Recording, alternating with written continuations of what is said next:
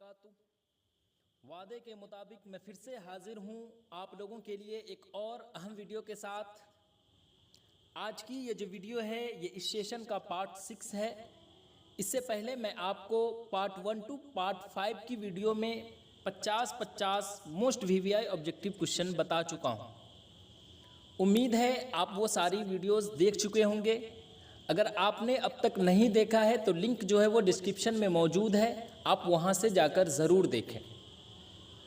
साथ ही अगर आप इस चैनल के लिए नए हैं तो चैनल को ज़रूर सब्सक्राइब कर लें और अपने दोस्तों तक भी वीडियो की लिंक ज़रूर शेयर करें ताकि वो भी इस वीडियो से फ़ायदा उठा सकें। आज की ये जो वीडियो है इस वीडियो में भी मैं आपको 50 most important VVI objective question बताने वाला हूँ, जिसमें वाहिद जमा, उसके अलावा ज़िद अज़दाद जिसे मुतज़ाद अल्फाज आप कहते हो, या फिर तज़कीर व तानीस, या फिर हिंदी से उर्दू में तर्जमा कैसे करते हैं या फिर उर्दू से हिंदी में तर्जमा कैसे करेंगे, वो सब मैं पूरी डिटेल के साथ आज की इस वीडियो में आपको बताने वाला हूँ। तो चलिए बग़ैर वक्त ज़ाय किए हुए अब हम वीडियो शुरू करते हैं। तो देखिए सवाल नंबर 1 है कि सहाबियात का वाहिद है। जी हाँ, साहबा, साहब या फिर सहाबिया या फिर इनमें से कोई नहीं। तो सहाबियात का वाहिद पूछा गया है तो ऑप्शन जीम यानी सहाबिया। नेक्स्ट देखिए सवाल नंबर 2। सवाल नंबर 2 में है कि किबार का वाहिद है। जी हाँ, कबार नहीं है बल्कि किबार है। किबार का वाहिद है। किबार का मतलब होता है बड़े लोग, है ना, यानी बड़े आदमी, बुजुर्ग आदमी जिसे आप कहते हो उसी को कहते हैं हम किबार। तो किबार का वाहिद क्या है?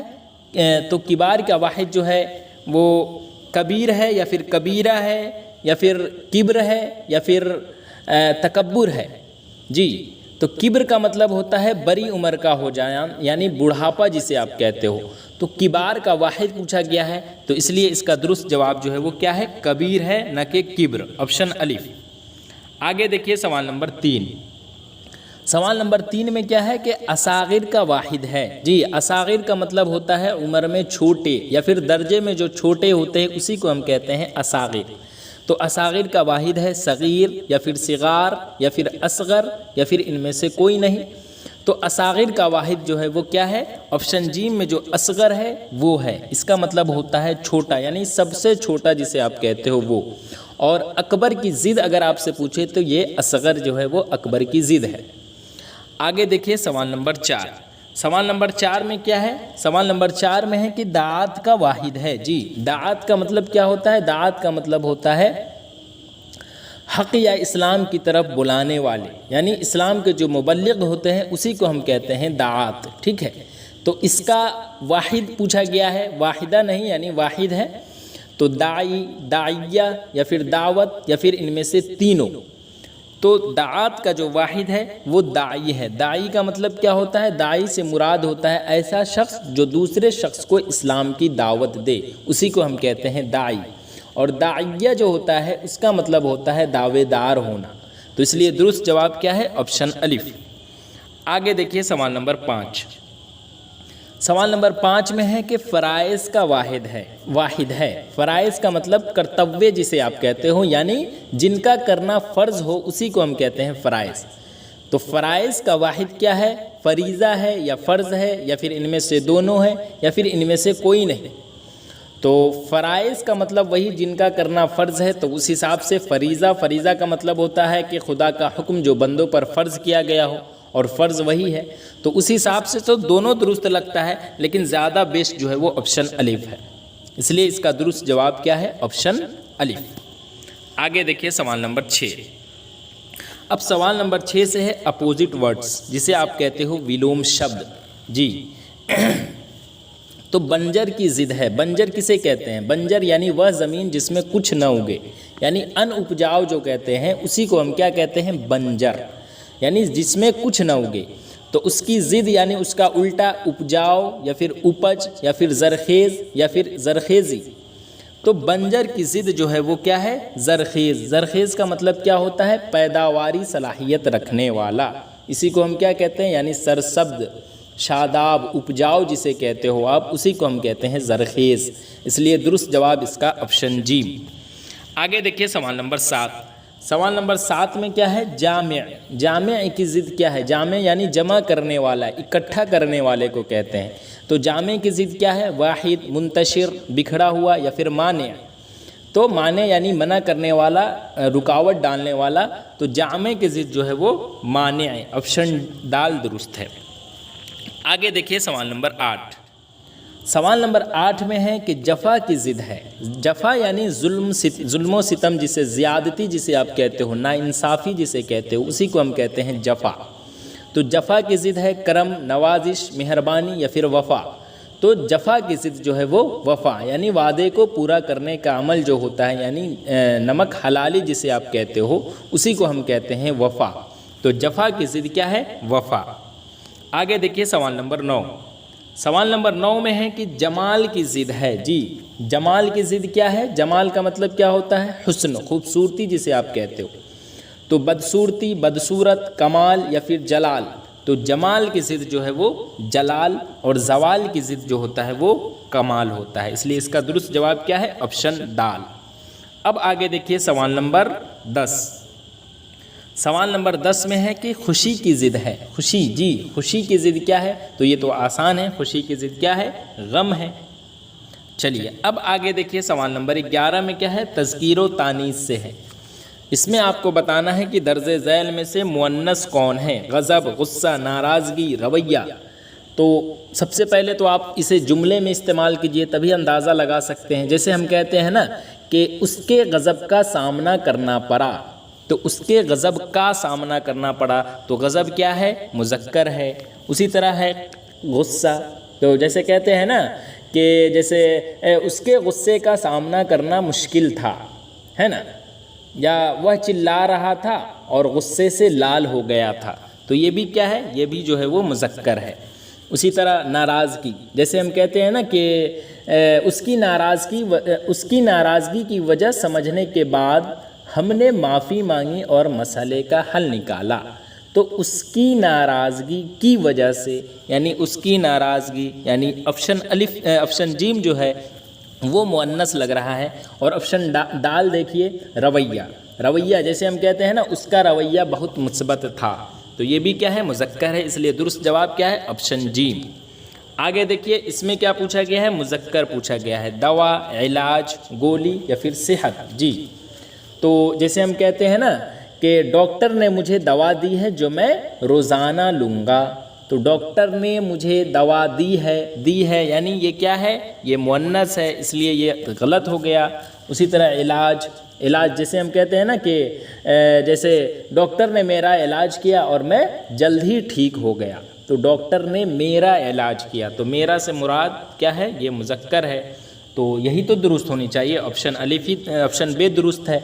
उसी तरह जी में गोली है, तो जैसे हम कहते हैं ना कि डॉक्टर ने मुझे दर्द की गोली दी है जो मैं ज़रूरत पड़ने पर लूँगा, तो डॉक्टर ने मुझे दर्द की गोली दी है, तो की गोली दी है यानी मुअन्नस है। उसी तरह सेहत पे बनाइए, जैसे हम कहते हैं ना कि उसकी सेहत गिर गई है, या फिर अच्छी सेहत के लिए हमें रोज़ाना आराम करनी चाहिए, तो ये भी क्या है, मुअन्नस है। इसलिए दुरुस्त जवाब इसका ऑप्शन बी। आगे देखिए सवाल नंबर 13। इसमें पूछा गया है कि मुज़क्कर कौन है, सुलह, जंग, तलवार, या फिर इस्लाह। तो सुलह जैसे हम कहते हैं ना कि जैसे अभी हिंदुस्तान पाकिस्तान का चूँकि बीच में जो है ना कशीदगी बरकरार है, जैसे हम कहते हैं कि दोनों मुल्कों के दरमियान कई सालों के लड़ाई के बाद आखिर सुलह हो गई, तो हो गई, सुलह हो गई, तो ये क्या है, ये मुअन्नस है, इसलिए ये गलत हो गया। उसी तरह जंग, जैसे अभी जस्ट हिंदुस्तान पाकिस्तान के बीच में चल ही रहा है, तो हम कह सकते हैं जैसे कि दोनों ममालिक के दरमियान जंग की कैफियत बनी हुई है, तो बनी हुई है यानी जंग क्या है, जंग भी जो है वो मुअन्नस है। उसी तरह तलवार जैसे बनाइए, जैसे हमने कहा कि राजा ने अपनी तलवार से दुश्मनों का सामना किया, तो राजा ने अपनी तलवार से दुश्मनों का सामना किया, तो ये क्या है, ये भी राजा ने अपनी तलवार से, तो अपनी तलवार से, तो ये भी मुअन्नस है। उसी तरह हमने कहा असलहा, असलहा का मतलब क्या होता है, असलहा का मतलब जैसे हमने कह दिया ना कि सिपाहियों ने अपने असलहा के साथ दुश्मनों का सामना किया, तो दुश्मनों का सामना किया, यानी सिपाहियों ने अपने असलहा के साथ दुश्मनों का सामना किया। तो इससे दुरुस्त जवाब क्या हुआ? ऑप्शन दाल यानी असलहा, ये मुज़क्कर है। आगे देखिए सवाल नंबर 14। मुअन्नस पूछा गया है, इनमें से कौन है? जैसे फूल, हम कहते हैं ना मेरा पसंदीदा फूल गुलाब है, तो मेरा पसंदीदा फूल, तो ये मुज़क्कर है। उसी तरह गुलाब, जैसे हम कहते हैं ना कि गुलाब खिल उठा है, तो गुलाब खिल उठा है, ये भी मुज़क्कर है। उसी तरह पौधा, जैसे हम कहते हैं ना कि यह पौधा बहुत ही हरा भरा है, तो ये पौधा बहुत ही हरा भरा है, यानी ये भी क्या है? मुज़क्कर है।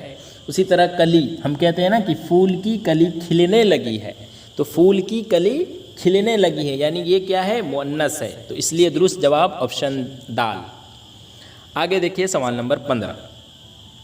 सवाल नंबर 15 में क्या है कि मंदरजा झैल में मुअन्नस कौन है? जी, मंदरजा झैल में मुअन्नस कौन है? रफ़ीक, हबीब। रफ़ीक आया है, ये मुज़क्कर है। हबीब जैसे हबीब ने खाना खाया, ये सब नाम है, तो हबीब क्या है? ये मुज़क्कर है। सिद्दीक़, ये भी लड़के का नाम है, सिद्दीक़ ने घर का काम कराया है। और सदाकत, ये मुअन्नस है, सदाकत ने अपनी बात कह दी है, तो इसलिए दुरुस्त जवाब क्या है? ऑप्शन दाल। अब आगे देखिए सवाल नंबर 16 से क्या है कि हिंदी में एक वर्ड दिया गया है, उसे उर्दू में क्या कहते हैं वो आपको बताना है। जैसे यहाँ पर पूछा गया है सिद्धांत, इसको उर्दू में क्या कहते हैं? जी, ऑप्शन अलीफ में है उसूली। उसूली को हम क्या कहते हैं? उसूली को हम कहते हैं सिद्धांतवादी, या फिर सिद्धांतों पर आधारित जो होता है उसी को हम कहते हैं उसूली, इसलिए ये गलत हो गया। उसके बाद है नज़रिया। नज़रिया को हम क्या कहते हैं? विचारधारा कहते हैं, इसलिए ये भी गलत है। और उसूल को ही हम क्या कहते हैं? सिद्धांत कहते हैं, इसलिए दुरुस्त जवाब क्या है? Option gym. आगे देखिए सवाल नंबर 17। इसमें है अभ्यास। जी, अभ्यास को उर्दू में क्या कहते हैं? तो अभ्यास को उर्दू में क्या कहते हैं? मेहनत। मेहनत को हम क्या कहेंगे? मेहनत को हम हिंदी में कहते हैं परिश्रम, इसलिए ये तो हुआ नहीं। उसके बाद है मश्क। तो जी, मश्क को हम क्या कहते हैं? मश्क को हम कहते हैं अभ्यास या फिर प्रशिक्षण, इसलिए ये दुरुस्त जवाब है। जैसे हम कहते हैं ना कि मतलब ये जो शब्द है अभ्यास या फिर आप प्रशिक्षण जिसे कहते हो मश्क, ये किसी कौशल या फिर विषय में महारत हासिल करने के किए जाने वाले अभ्यास को बतलाता है। और मेहनत जो है ये किसी काम को करने में लगने वाली शारीरिक या फिर मानसिक मेहनत को बतलाता है ना। तो मेहनत तो हुआ नहीं, मश्क हो गया। उसी तरह कोशिश। कोशिश को हम क्या कहते हैं? कोशिश को हम कहते हैं प्रयास, है ना, या फिर कोशिश। ये जो शब्द है ये किसी लक्ष्य को प्राप्त करने या फिर किसी समस्या का समाधान करने के लिए जो है ना किए जाने वाले प्रयासों को बतलाता है। तो कोशिश भी नहीं हुआ, दुरुस्त जवाब क्या है? मश्क। अब आगे देखिए सवाल नंबर 18। 18 में क्या है कि नियम। जी, नियम को उर्दू में क्या कहते हैं? कानून या फिर ज़ाब्ता, उसूल या फिर ज़ाब्तानामा। जी, तो कानून को हम क्या कहते हैं? कानून को हम विधान कहते हैं। ये जो शब्द है ये कानूनी या फिर प्रशासनिक संदर्भ में जो है ना उपयोग होता है, यानी इस्तेमाल होता है, और अक्सर जो है ये राज्य या सरकार द्वारा बनाए गए नियमों को बतलाता है। तो ये तो हुआ नहीं। उसके बाद है ज़ाब्ता। ज़ाब्ता यानी नियम या फिर सिद्धांत जिसे आप कहते हो, उसी को हम क्या कहते हैं? क्या कहते हैं? ज़ाब्ता कहते हैं, इसलिए दुरुस्त जवाब क्या है? ये जो शब्द है ना क्या कहते हैं इसको? ज़ाब्ता, यानी जिसे आप कहते हो सिद्धांत। ये जो शब्द है ये किसी विशेष संदर्भ में पालन किए जाने वाले नियमों या फिर सिद्धांतों को बतलाता है, जो अक्सर एक विशिष्ट क्षेत्र या फिर संगठन में लागू होते हैं। तो इसलिए इसका दुरुस्त जवाब क्या है? Option B. उसी तरह उसूल को हम क्या कहेंगे? उसूल को हम कहेंगे क्या कहते हैं? सिद्धांत, है ना। यानी ये जो शब्द है ये अधिक सामान्य हो सकता है किससे? ज़ाब्ता से, लेकिन ये अलग होता है थोड़ा। उसी तरह ज़ाब्तानामा को हम क्या कहते हैं? नियमावली या फिर नियम पुस्तिका जिसे आप कहते हो। ये जो शब्द है ये एक विस्तृत दस्तावेज को बतलाता है जिसमें किसी विशेष क्षेत्र या संगठन के नियम और सिद्धांत क्या होते हैं कि उसमें शामिल होते हैं। तो दुरुस्त जवाब क्या है? Option B. अब आगे देखिए सवाल नंबर 19। इसमें है कि विराम को उर्दू में क्या कहते हैं? जी, आराम को हम क्या कहते हैं? विश्राम। ये शारीरिक या फिर मानसिक आराम को बतलाता है, जैसे कि थकान के बाद जो हम आराम करते हैं उसको। तो ये तो हुआ नहीं। उसी तरह रोकना, रोकना यानी रुकावट डालना, यानी किसी गतिविधि या फिर प्रक्रिया को रोकने या बाधित करने को ये बतलाता है।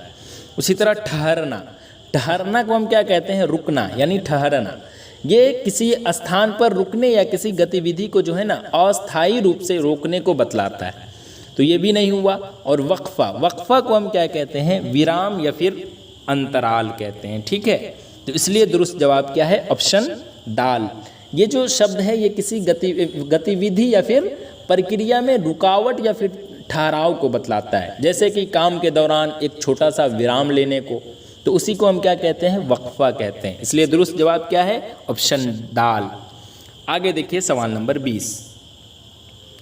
सवाल नंबर 20 में क्या है कि विश्राम गृह को उर्दू में क्या कहते हैं जी, चरागाह या फिर इंतज़ार गाह या आराम गाह या फिर नमाज गाह। तो चरागाह, चरागाह या घास का मैदान जो होता है उसी को हम क्या कहते हैं, चरागाह। ये जो शब्द है ये पशुओं को चरने के लिए उपयुक्त स्थान को बतलाता है, जैसे कि खुले मैदान या घास के मैदान, उसी को चरागाह कहते हैं, तो ये तो हुआ नहीं। उसी तरह इंतज़ार गाह, इंतज़ार गाह को हम क्या कहेंगे, इंतज़ार गाह को हम कहेंगे प्रतीक्षालय या फिर इंतज़ार करने का स्थान जी। इसी को हम क्या कहते हैं, इसी को हम कहते हैं क्या कहते हैं, इंतज़ार गाह यानी प्रतीक्षालय। तो ये बिल्कुल अलग है विश्राम गृह से। मतलब ये जो शब्द है ये अक्सर सार्वजनिक स्थानों पर होता है, जैसे कि रेलवे स्टेशन हो गया या फिर बस स्टॉप हो गया या अस्पताल हो गया, यानी जहाँ जो है ना लोग इंतज़ार करते हैं उसी को हम कहते हैं इंतज़ार गाह यानी प्रतीक्षालय या इंतज़ार करने का स्थान। तो ये भी नहीं हुआ। उसके बाद है आराम गाह। तो आराम गाह को हम क्या कहते हैं, विश्राम गृह यानी आराम करने का स्थान। ये जो शब्द है एक ऐसे स्थान को बतलाता है जहाँ लोग आराम कर सकते हैं, जैसे होटल हुआ, रिसोर्ट हुआ या फिर घर पर एक आरामदायक कमरा हुआ, उसी को हम कहते हैं आरामगाह यानी विश्राम गृह। इसलिए दुरुस्त जवाब क्या है, ऑप्शन जी। और नमाजगाह, नमाजगाह यानी नमाज पढ़ने का स्थान या ईदगाह जिसे आप कहते हो। ये जो शब्द है ये ज़्यादातर धार्मिक अनुष्ठानों के लिए इस्तेमाल होता है, जैसे कि मुसलमानों के लिए नमाज़ पढ़ने का स्थान मस्जिद है, तो उसी को हम कहते हैं नमाजगाह। तो ये भी नहीं हुआ। दुरुस्त जवाब क्या है, ऑप्शन जी। अब आगे देखिए सवाल नंबर 21 में क्या है, शयन कक्ष को उर्दू में क्या कहते हैं। तो शयन कक्ष को उर्दू में क्या कहेंगे, तो उसको हम कहेंगे ख्वाबगाह जी। ख्वाबगाह यानी शयन कक्ष यानी सोने का कमरा। ये जो शब्द है ये विशेष रूप से जो है ना सोने और आराम करने के लिए डिज़ाइन किए गए कमरे को बतलाता है, जहाँ लोग क्या है कि रात में सोते हैं और फिर आराम करते हैं। तो दुरुस्त जवाब इसका ऑप्शन अलिफ है, बैठक। बैठक या बैठने का कमरा जो होता है उसको हम कहते हैं बैठक। ये जो शब्द है ये अक्सर मेहमानों के लिए इस्तेमाल होता है, जहाँ लोग जो है ना बैठकर बातचीत करते हैं और समय बिताते हैं, तो उसको हम कहते हैं क्या, बैठक कहते हैं। उसी तरह सेहन, सेहन को हम क्या कहेंगे, सेहन आंगन जिसे कहते हो या खुला स्थान। ये जो शब्द है ये घर के अंदर या फिर बाहर के खुले स्थान को बतलाता है, जो अक्सर घर के चारों ओर होता है, उसी को हम क्या कहते हैं, आंगन या फिर सेहन। तो ये भी नहीं हुआ। और घर तो आप जान ही रहे हो, जिसे आप हिंदी में निवास कहते हो। ये व्यापक शब्द है जो पूरे घर को जो है ना बतलाता है, जिसमें सभी कमरे और स्थान शामिल होते हैं, तो इसलिए घर भी नहीं हुआ। दुरुस्त जवाब क्या है, ऑप्शन अलिफ। आगे देखिए सवाल नंबर 22, निर्देशन। निर्देशन को उर्दू में क्या कहते हैं, डायरेक्टर या फिर डायरेक्टोरिएट या फिर रहनुमाई या फिर हिदायत। तो डायरेक्टर को हम क्या कहते हैं, निर्देशक या निदेशक कहते हैं हम डायरेक्टर को, ठीक है। तो ये तो खैर हुआ नहीं, यानी ये जो शब्द है एक व्यक्ति को बतलाता है जो किसी संगठन या फिर परियोजना या फिर ज़्यादा समझ में आएगा फिल्म का जो नेतृत्व करता है या निर्णय लेता है, उसी को हम क्या कहते हैं, डायरेक्टर कहते हैं। और डायरेक्टोरिएट जिसे आप कहते हो, इसका मतलब होता है निदेशालय या निर्देशन विभाग। ये जो शब्द है ना ये क्या कहते हैं, कैसे बताऊं इसको, खैर डायरेक्टोरिएट जो है ना इसको हम हिंदी में कहते हैं निदेशालय या निर्देशन विभाग, तो ये हुआ नहीं। उसी तरह है रहनुमाई। रहनुमाई को हम क्या कहते हैं, मार्गदर्शन कहते हैं, ठीक है। रहनुमाई को क्या कहते हैं, मार्गदर्शन। याद रखिएगा, रहनुमा को हम कहते हैं मार्गदर्शक और रहनुमाई को हम कहते हैं मार्गदर्शन। ये चीज़ आप ज़रूर याद रखिएगा। ये जो शब्द है ये किसी को सही दिशा में ले जाने के लिए जो है ना इस्तेमाल किया जाता है, समझे। जैसे कि एक शिक्षक द्वारा छात्रों को मार्गदर्शन प्रदान करना, यानी रहनुमाई प्रदान करना जो कहते हैं ना, उसी को हम कहते हैं मार्गदर्शन। उसी तरह है हिदायत। तो निर्देशन को जो है वो हम क्या कहते हैं, हिदायत कहते हैं। यानी ये जो शब्द है ये किसी को एक विशिष्ट लक्ष्य या फिर उद्देश्य की ओर जो है ना ले जाने के लिए प्रदान किए गए निर्देशन या दिशा निर्देश को बतलाता है। जैसे कि एक नक्शा या फिर एक निर्देश पुस्तिका जो होता है उसी को हम कहते हैं। तो समझ गए कि हिदायत जो है वो हम किसे कहते हैं, निर्देशन को कहते हैं। आगे देखिए सवाल नंबर 23, मार्गदर्शन को उर्दू में क्या कहते हैं। जी अभी जस्ट मैं आपको बताया हूँ कि मार्गदर्शक जो होता है उसे हम क्या कहते हैं, रहनुमा कहते हैं। और मार्गदर्शन जो होता है उसे हम क्या कहते हैं, रहनुमाई कहते हैं। एक चीज़ रहनुमा को हम मार्गदर्शक या फिर नेता जिसे कहते हो ना, वो हुआ। यानी ये जो शब्द है ये एक व्यक्ति को बतलाता है जो दूसरे का क्या करता है कि वो मार्गदर्शन करता है, यानी रहनुमाई करता है और उन्हें सही दिशा में ले जाता है। ठीक है, उसको हम क्या कहते हैं, रहनुमा कहते हैं। और लीडर को हम कहते हैं नेता या फिर मार्गदर्शक। ये जो शब्द है ये एक व्यक्ति को बतलाता है जो दूसरे का क्या है कि नेतृत्व करता है और निर्णय लेता है। उसी तरह रहनुमाई को हम क्या कहते हैं, मार्गदर्शन या फिर निर्देशन कहते हैं। यानी ये जो शब्द है ये किसी को सही दिशा में ले जाने के लिए क्या है कि प्रदान किए गए मार्गदर्शन या निर्देशन को बतलाता है। और रास्ता दिखाने वाला यानी मार्ग दिखाने वाला या मार्गदर्शक कह ले इसे। यानी मतलब ये जो शब्द है ना ये एक व्यक्ति या चीज़ को बतलाता है जो दूसरों को सही रास्ता दिखाती है, उसी को हम कहते हैं रास्ता दिखाने वाला यानी मार्ग दिखाने वाला। तो समझ गए, मार्गदर्शन को हम क्या कहते हैं, रहनुमाई। आगे देखिए मार्गदर्शक जी इसको उर्दू में क्या कहते हैं। तो अभी जस्ट मैं बताया हूँ कि रहनुमा कहते हैं मार्गदर्शक को।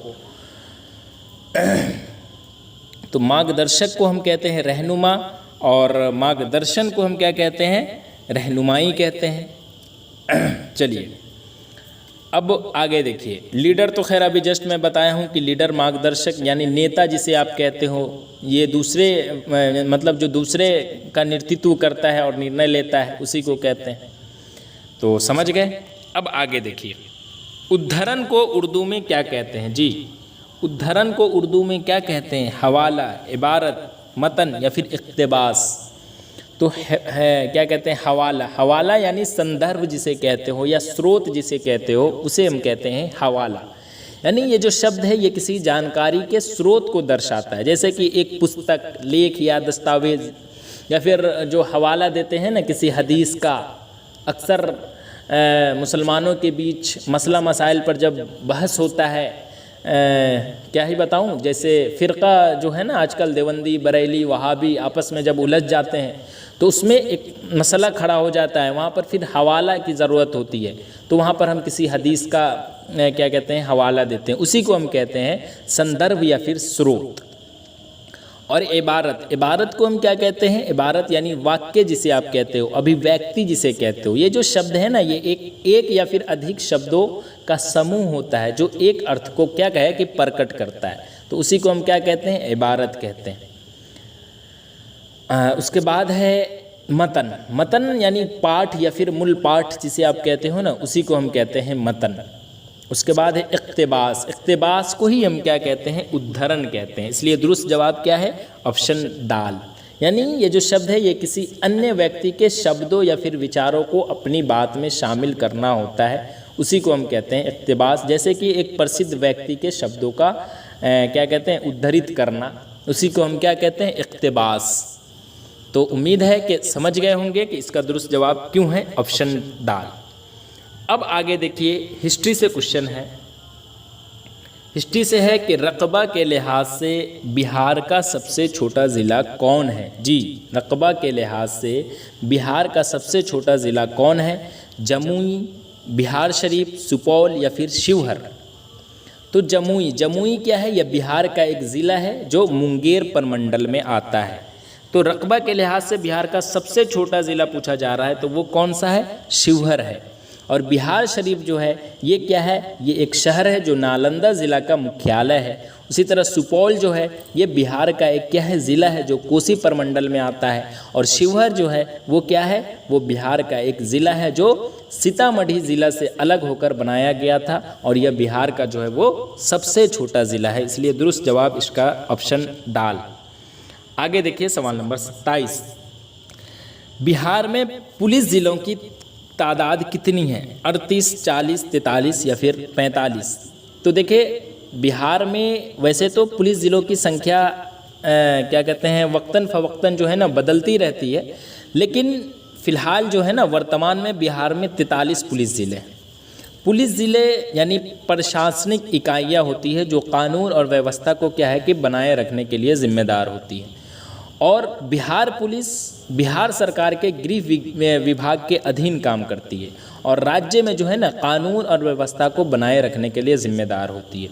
इसलिए यदि आप जो है ना बिहार में पुलिस ज़िलों की संख्या की बात कर रहे हैं तो कितनी है? 43 है, इसलिए इसका दुरुस्त जवाब जो है वो ऑप्शन जी।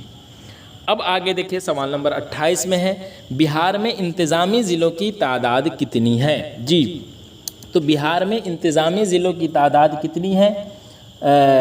38, 40, 43 या फिर 45? तो आपको तो मालूम ही होगी कि ज़िलों की संख्या कितनी है? 38 है। और उसी तरह अगर आपसे पूछे मंडलों की संख्या कितनी है तो 9 है। उप विभागों की संख्या कितनी है तो 101 है। ब्लॉकों की संख्या कितनी है तो 535 है।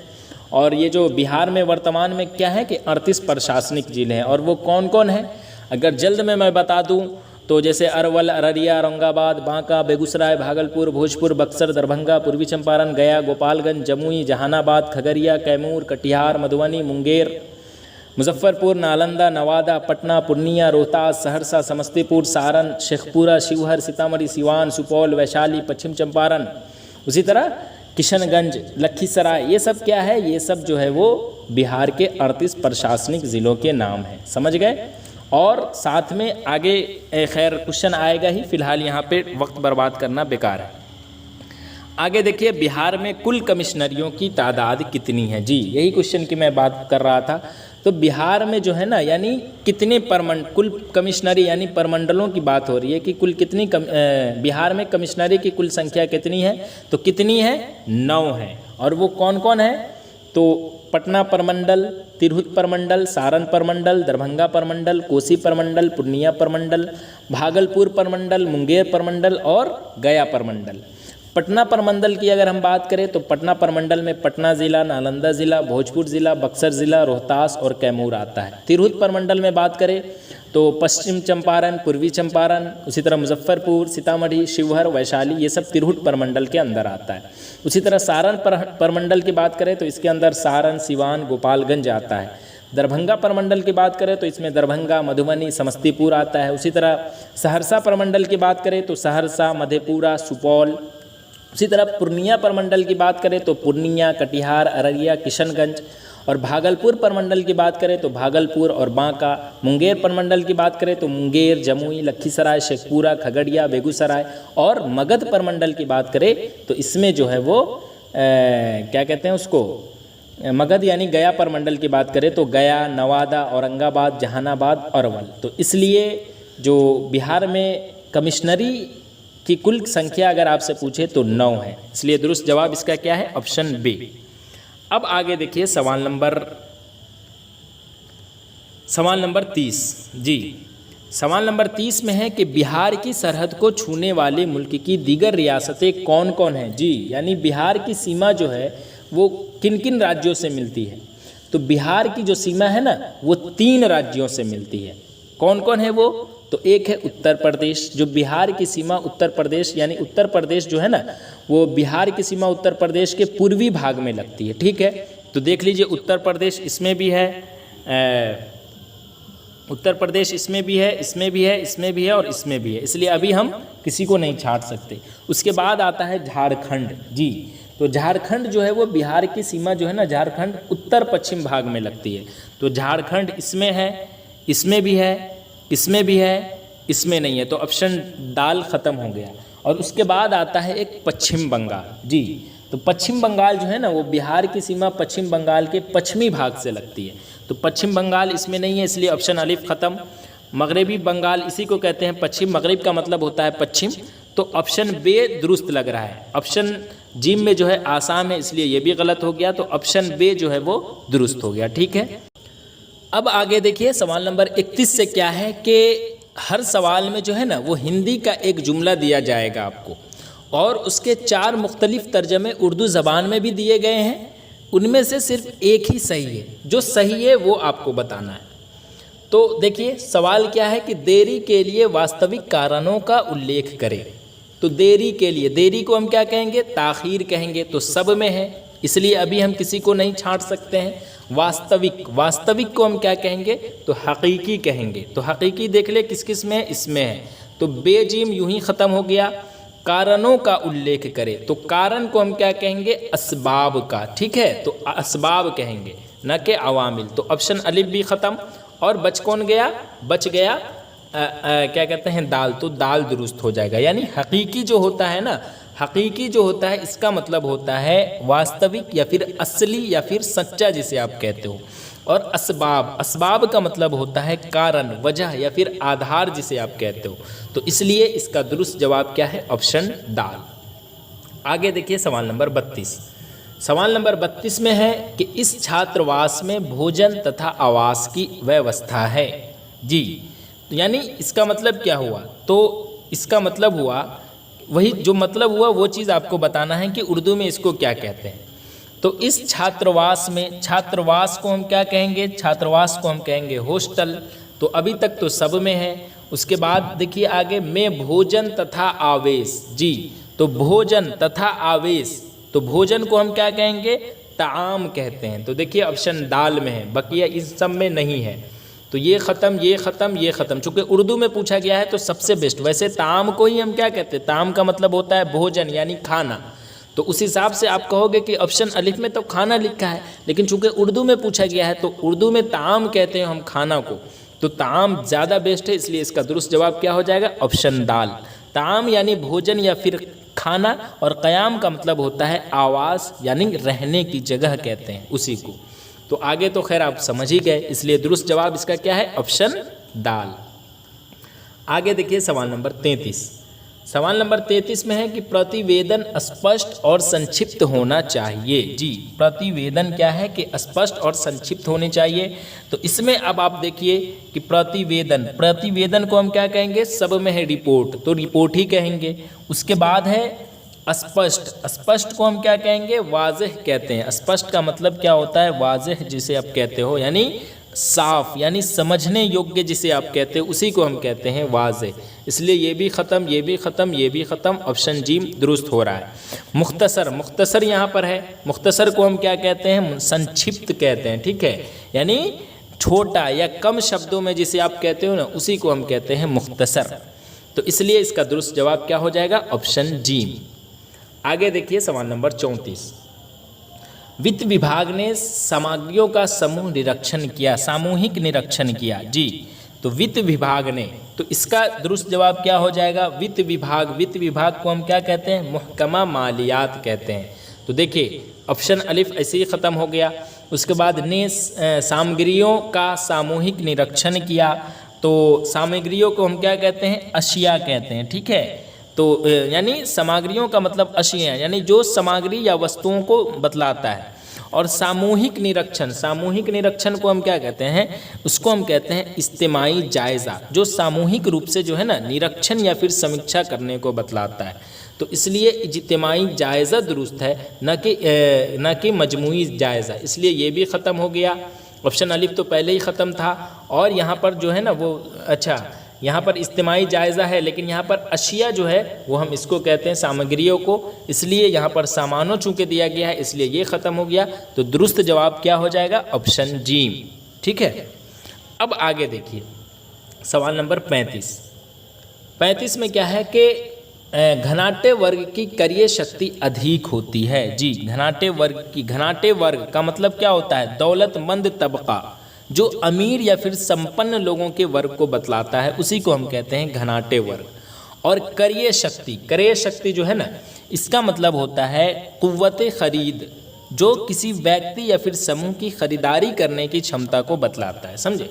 तो अब आप ऑप्शन देख लीजिए। ऑप्शन में क्या है यानी घनाटे वर्ग का मतलब हमने बता दिया कि दौलतमंद तबका, इसलिए ऑप्शन दाल में ही दिख रहा है। बकिया ये सब तो खैर दिख ही नहीं रहा है, इसलिए दुरुस्त जवाब ऑप्शन दाल ही हो जाएगा।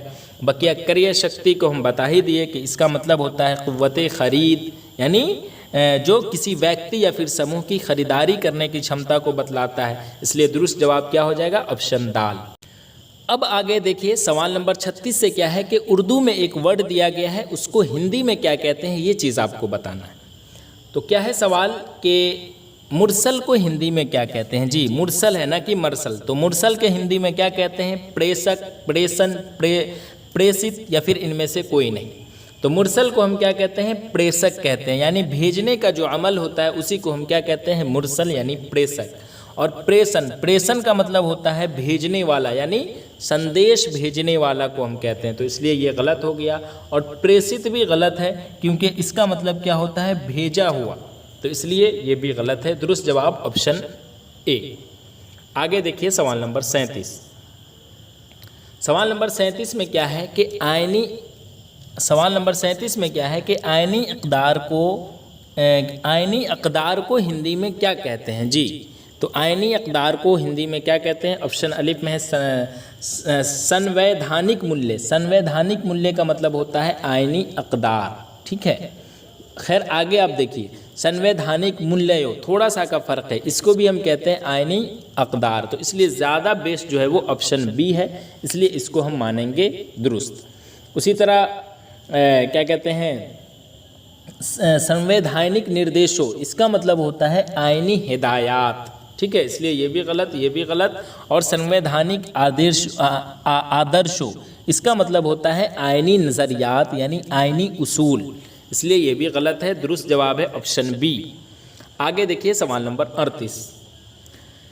बैनुल क़वामी को हिंदी में क्या कहते हैं। जी अंतर्राष्ट्रीय या फिर अंतर्राष्ट्रीय या उपरोक्त दोनों या फिर वैश्विक। तो देखिए चूँकि ये और ये दोनों में चूँकि लिखने का अलग तरीका है, तो दुरुस्त लिखने का तरीका ऑप्शन बी है, इसलिए ऑप्शन बी दुरुस्त है। हालांकि ये कहेंगे तो ये भी दुरुस्त हो जाएगा और उस हिसाब से उपरोक्त दोनों कह देंगे, लेकिन लिखने का जो तरीका है ये गलत है, इसलिए हम ऑप्शन ए नहीं मानेंगे, ऑप्शन बी मानेंगे। इसी को हम क्या कहते हैं, बैनुल क़वामी कहते हैं। और वैश्विक का मतलब होता है आलमगीर, जी ठीक है, तो इसलिए ये नहीं हुआ। अंतर्राष्ट्रीय मतलब जिसका अर्थ मतलब देशों के बीच या विभिन्न देशों से संबंधित होता है ये, और वैश्विक जो होता है ना ये आलमगीर, यानी जिसका अर्थ विश्व से संबंधित या फिर वैश्विक स्तर पर होता है, ठीक है, उसको हम कहते हैं वैश्विक। उसके बाद आगे देखिए सवाल नंबर 39 में क्या है कि तामीरी को हिंदी में क्या कहते हैं। जी तामीरी को हिंदी में क्या कहते हैं, सकारात्मक या फिर निर्माणमय या फिर निर्माणकारी या फिर रचनात्मक। तो जिससे किसी काम का होना पाया जाए यानी तरक्की या इजाफा जाहिर हो, उसको हम क्या कहते हैं, सकारात्मक कहते हैं यानी मुस्बत कहते हैं, इसलिए ये तो खैर हुआ नहीं। निर्माणमय या फिर निर्माणकारी, जी इन दोनों में थोड़ा सा का फ़र्क है। ये जो शब्द है ना मतलब निर्माण से संबंधित या फिर रचनात्मक जिसे कहते हैं वो है, ठीक है। और निर्माणकारी इसका मतलब होता है निर्माण करने वाला, यानी तामीरी इसको भी कह सकते हो, लेकिन चूंकि हिंदी में पूछा गया है तामीरी को हिंदी में क्या कहते हैं, तो इसको ज़्यादा बेस्ट जो है वो क्या है, रचनात्मक, इसलिए इसका दुरुस्त जवाब जो है वो ऑप्शन दाल हो जाएगा। इसका मतलब होता है तामीरी यानी रचनात्मक या फिर निर्माण करने वाला, इसलिए दुरुस्त जवाब क्या है, ऑप्शन दाल। चूँकि निर्माणकारी निर्माणमय इन सब का भी माना एक ही है, लेकिन चूँकि हिंदी में पूछा गया है तामीरी को क्या कहते हैं, तो रचनात्मक कहते हैं। आगे देखिए सवाल नंबर 40। बुनियादी ढांचा यानी इंफ्रास्ट्रक्चर को हिंदी में क्या कहते हैं। जी क्या कहते हैं उसको, ये चीज़ आपसे पूछा गया है। तो देखिए बुनियादी ढांचा को जो है ना मौलिक रूप का मतलब होता है बुनियादी शक्ल, आधारित ढांचा का मतलब होता है मुनहसिर ढांचा यानी असास पर मुबनी ढांचा, और बुनियादी ढांचा तो ये खुद ब खुद जो है वो उर्दू में ही दिया गया है। तो चूंकि ऑप्शन सी और डी जो है वो एक ही हुआ, इसी को कहते हैं आधारभूत संरचना, लेकिन बुनियादी ढांचा चूंकि उर्दू में ही दे दिया गया है, इसलिए ये नहीं होके ऑप्शन डी जो है वो दुरुस्त है। आगे देखिए सवाल नंबर 41 में है कि बुनियादी हुकूक को हिंदी में क्या कहते हैं। मौलिक अधिकार, आधारभूत अधिकार, बुनियादी अधिकार या फिर अक्षुण्ण अधिकार।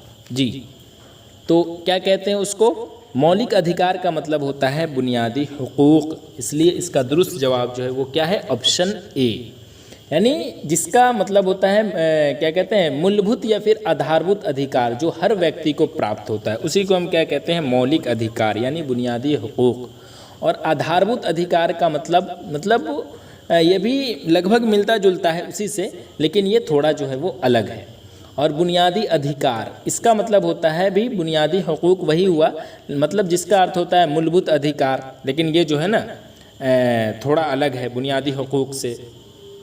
उसी तरह अक्षुण्ण अधिकार, अक्षुण्ण अधिकार का मतलब होता है क्या कहते हैं?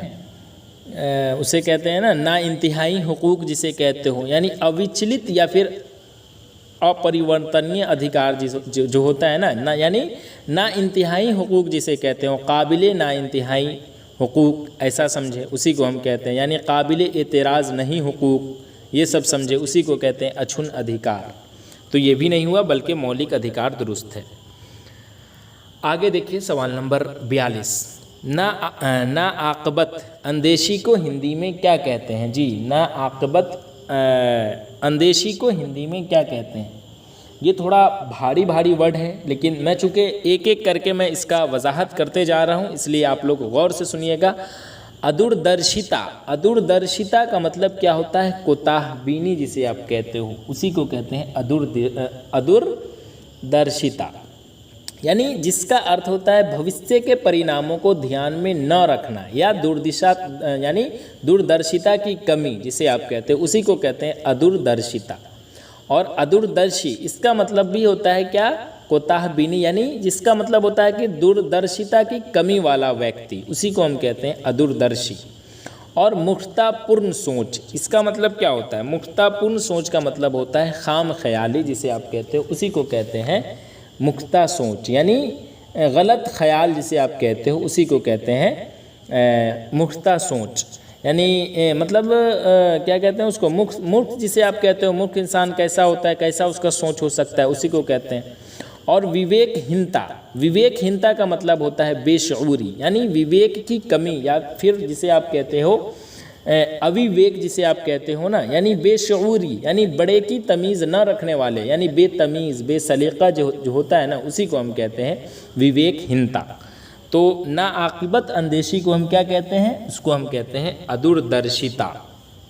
आगे देखिए सवाल नंबर 43, सवाल नंबर 43 में है कि नाकाबिले तस्खीर को हिंदी में क्या कहते हैं? नाकाबिले तस्खीर का मतलब जिसे फ़तह न लिया जा सके, यानी जो काबू में ना आ सके, उसी को हम क्या कहते हैं? नाकाबिले तस्खीर कहते हैं। तो ऑप्शन अलिफ में है अपराजित।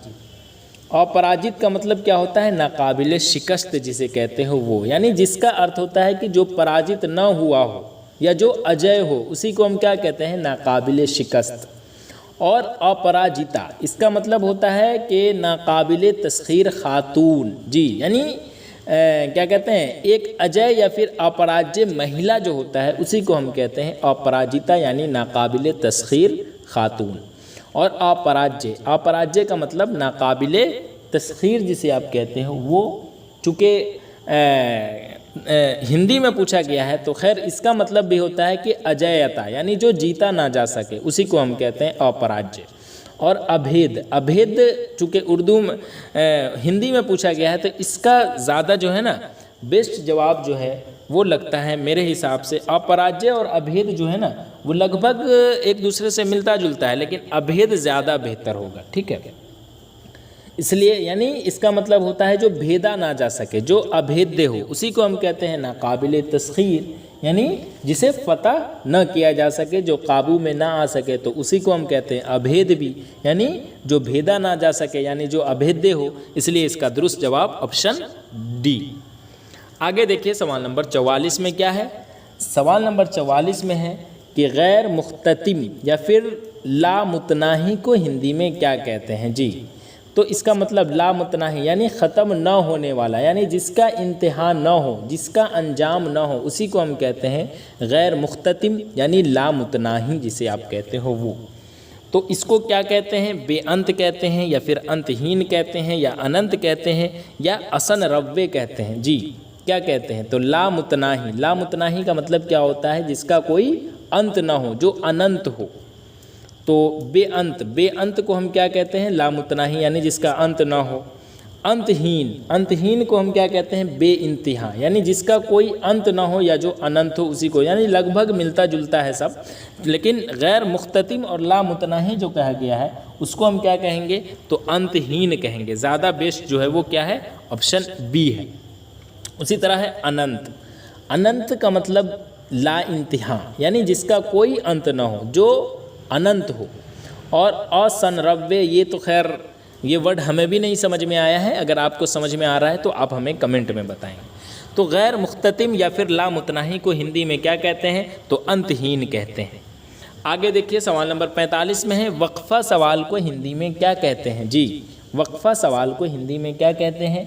तो वक्फा सवाल को हिंदी में क्या कहेंगे? प्रश्न का समय। प्रश्न का समय मतलब सवाल का वक्त। प्रश्न अवधि यानी सवाल की मुद्दत। प्रश्न का अंतराल यानी सवाल के दरमियान वक्फा। और प्रश्न काल का मतलब होता है सवाल का दौरानिया यानी वक्फा सवाल। इसलिए दुरुस्त जवाब क्या हो जाएगा इसका? ऑप्शन डी, यानी प्रश्न पूछने का समय या फिर प्रश्न काल जिसे कहते हो उसी को हम कहते हैं वक्फा सवाल।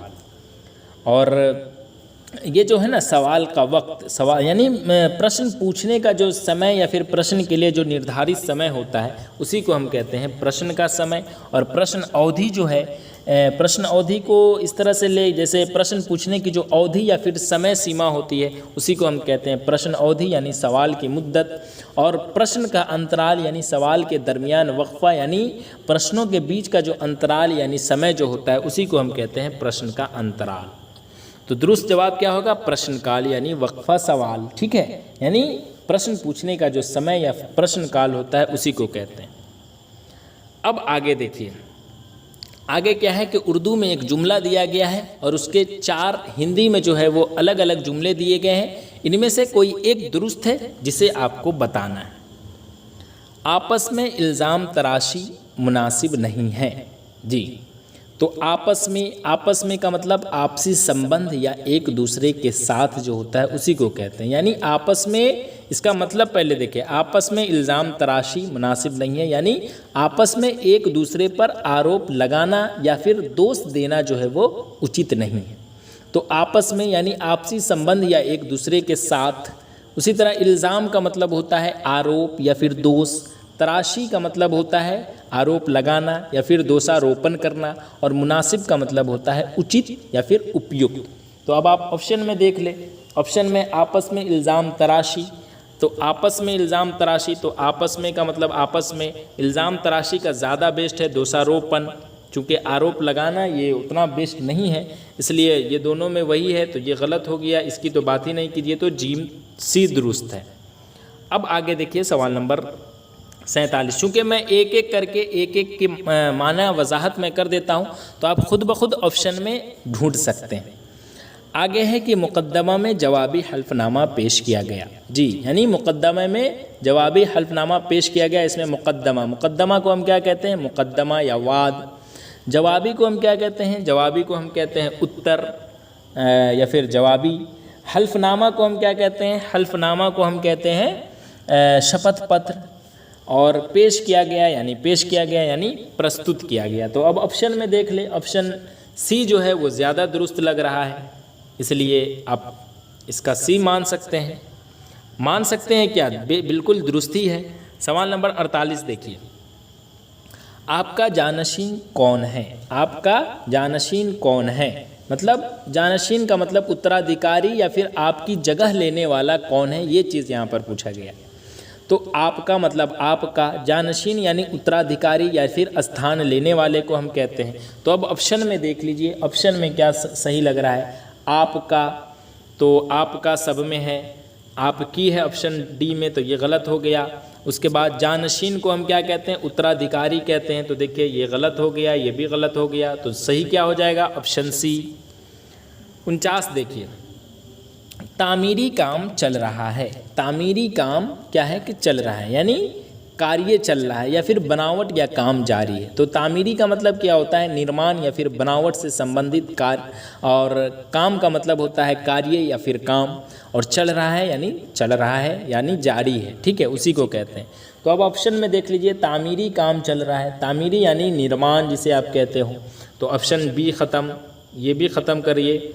उसके बाद निर्माण है, उसके बाद काम चल रहा है, तो काम को हम कहते हैं, देखिए निर्माण का कार्य, तो ये का जो है वो एक्स्ट्रा आ गया ना इसमें, इसलिए ये गलत हो जाएगा। तो सी आगे तो खैर है ही, तो इसका क्या हो जाएगा? दुरुस्त जवाब ऑप्शन सी। आगे देखिए सवाल नंबर 50 में है कि बहरान से निमटने के लिए हिम्मत चाहिए। जी, इसका मतलब क्या होता है? संकट या फिर मुश्किल स्थिति से निपटने के लिए साहस या फिर हिम्मत की आवश्यकता है, ये चीज़ यहाँ पर बोला गया।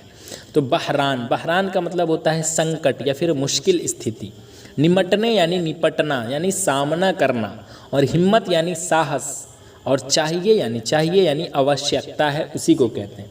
तो अब देख लीजिए, बहरान से यानी संकट से, तो ऑप्शन सी ख़त्म, डी ख़त्म।